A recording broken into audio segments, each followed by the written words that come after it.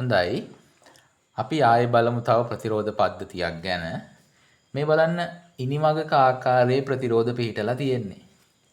මේ සෑම ප්‍රතිරෝධයක්ම එකම අගය, එකම R අගය තියෙන ප්‍රතිරෝධ.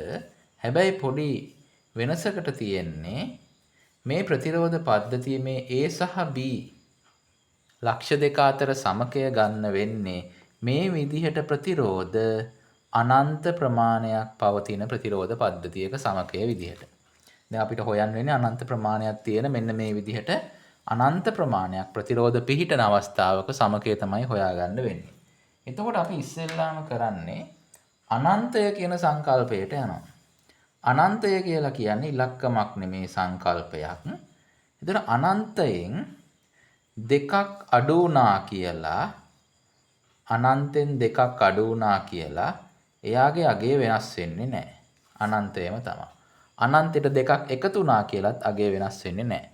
මතක තියාගන්න අනන්තයෙන් දෙකක් අඩු වුණා කියලා අගය වෙනස් වෙන්නේ නැහැ.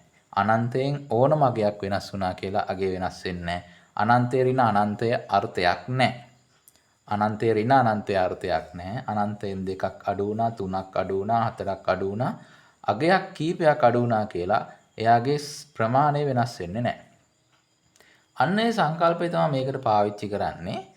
පළවෙනි ප්‍රතිරෝධ දෙක මේ පද්ධතියේ පළවෙනි ප්‍රතිරෝධ දෙක ඉතුරු කරලා ඉතුරු සියල්ල පළවෙනි ප්‍රතිරෝධ දෙක ඉතුරු කරලා ඉතුරු සියලුම ප්‍රතිරෝධවල අනන්තය දක්වා දිවෙන ඉතුරු ප්‍රතිරෝධ සියල්ලගේම සමකය සලකනවා R0 කියලා.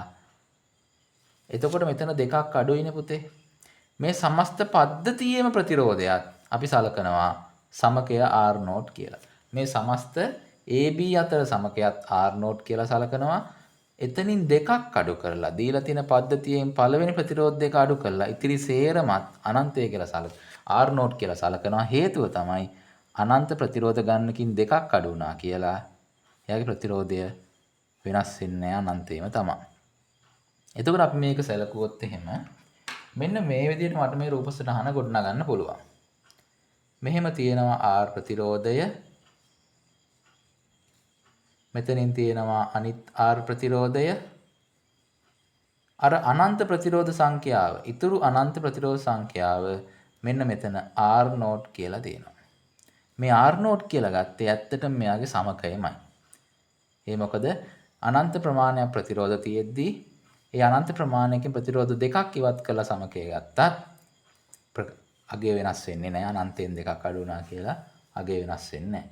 මෙතන ඉන්නවා R, මෙතන ඉන්නවා R. මේ අපේ ලක්ෂ්‍ය දෙක A සහ B. දැන් මෙන්න මේ දෙන්නගේ සමකය සලකමු. මෙතන තියෙන සමාන්තරගත අවස්ථාවක්. මෙතන තියෙන සමාන්තරගත අවස්ථාවක්. ඒතර මෙයාගේ සමකය අපිට ගන්න පුළුවන්. මෙයාගේ සමකය ප්‍රතිරෝධ දෙකේ ගුණිතය බෙදීම ප්‍රතිරෝධ දෙකේ එකතුව කියලා. ඔක සාමාන්‍ය සමකය ගන්න ක්‍රමයම තමයි. ප්‍රතිරෝධ දෙකේ ගුණිතය බෙදීම ප්‍රතිරෝධ දෙකේ එකතුව තමයි සමාන්තරගත ප්‍රතිරෝධ දෙකක සමකය විදිහට ගන්න වෙන්නේ. එතකොට එයත් එක්ක මේ ප්‍රතිරෝධය ශ්‍රේණිගතව පිහිටනවා. මෙයත් එක්ක මේ ප්‍රතිරෝධය ශ්‍රේණිගතව පිහිටනවා. අන්න ඒකම සමකයේ විදිහට සමාන වෙනවා. එහෙනම් සමක ප්‍රතිරෝධය මම ගන්නවා R0 කියලා. ඒ R0 සමාන වෙනවා R ධන R0 බෙදීම R ධන R0 කියලා. මේක තමයි සමකය. දැන් මේක පොඩි සුළු කිරීමකට ලක් කරොත් R0 සමානයි R වතාවක් R ධන R0 ධන R0 බෙදීම R ධන R0. මම මෙතනදි කළේ මෙතන යට ඉන්නේ එක කුඩා පොදු ගුණාකාරයක් සලකලා මේ දෙන්න එකතු කරපු එක. දැන් මෙයාව මෙහෙට ගුණ කරනවා R0 වරක් R ධන R0 සමානයි R වර්ගය ධන R0 ධන R0 විදිහට මෙයා මෙහෙට ගුණ කළා. මේක නැවත වරහන් ඉවත් කරගමු. r0 r ධන r0 වර්ගය සමානයි r වර්ග ධන r r0 ධන r r0. දැන් පුතේ මෙතන r r0 එකක් r r0 එකකට කැපිලා යනවා. ඉතුරු සියල්ල මේ පැත්තට ගන්නවා. වම් අත පැත්තට ගන්නවා. r0 වර්ගය ඍණ r r0 ඍණ r වර්ගය සමානයි 0යි. මේ තියෙන්නේ අපිට වර්ග සමීකරණයක්. මේක හරියට ax වර්ගය ධන bx ධන c සමානයි 0 ආකාර ගන්නවා. මේ හැඩය ගන්නවා. එතකොට a වෙනුවට මෙතන ඉන්නේ 1යි, b වෙනුවට ඉන්නවා ඍණ r, c වෙනුවට ඉන්නවා ඍණ r වර්ගය.